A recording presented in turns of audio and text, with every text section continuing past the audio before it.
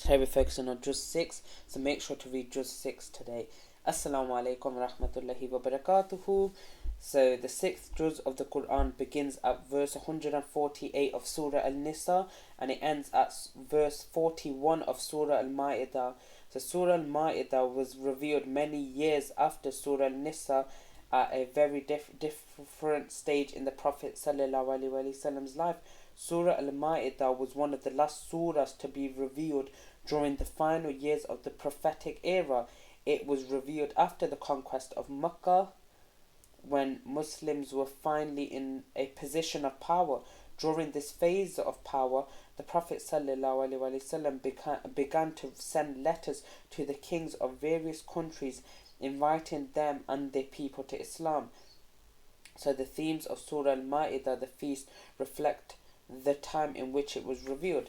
So Surah Al-Ma'idah begins with a call to fulfill our covenant with Allah, which is a call for us to take the law seriously and obey it. The first few surahs of the Quran give us a glimpse of the Madanian phase of history. Surah Al-Baqarah shows us what Islam was like before Badr, while Surah Al-Imran and Nisa show us glimpses of life after Uhud.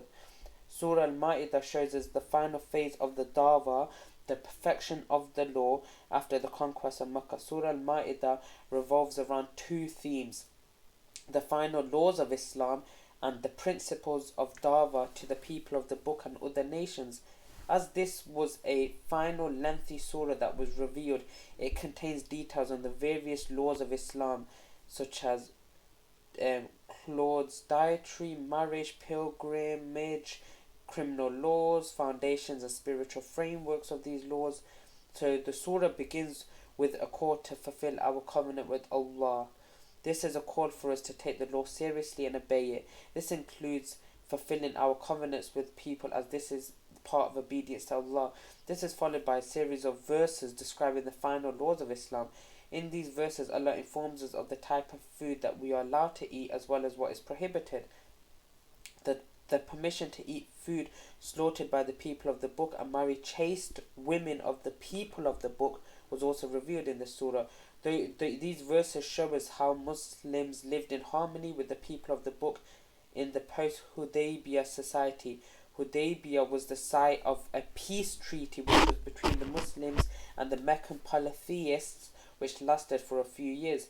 The previous two surahs reminded us that victory lies in the obedience of Allah. This surah, revealed post-victory, includes a reminder that Allah fulfilled that promise with the conquest of Mecca. And remember Allah's blessings upon you and His covenant, which He covenanted with you when He said, "We hear and we obey." And remain conscious of Allah, for Allah knows what the heart contains. This is in Juz 5, or chapter 5, verse 7. And the next one is